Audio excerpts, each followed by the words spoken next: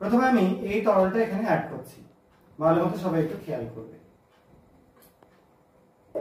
দেখো, আশা করা যায় দেখতে পাচ্ছ তরলটা বর্ণটা কিন্তু পরিবর্তন হয়ে নীলচে বর্ণ হয়ে গেল।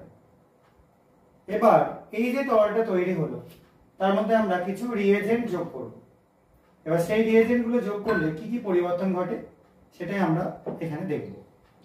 ফার্স্টে এখান থেকে কিছুটা আমি এর মধ্যে নিয়ে নিচ্ছি, পাশেরটা নিয়ে নিলাম, আর কিছুটা এর মধ্যে নিয়ে নিচ্ছি,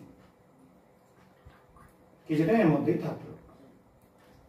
প্রথম যেটা নিলাম সেটার মধ্যে আমি অপর একটি তরল যোগ করে দিচ্ছি। ভালো মতো খেয়াল রাখবে কি কালারটা হয়। দেখো আস্তে আস্তে দেখতে পাচ্ছ ইয়েলোইশ হয়ে যাচ্ছে।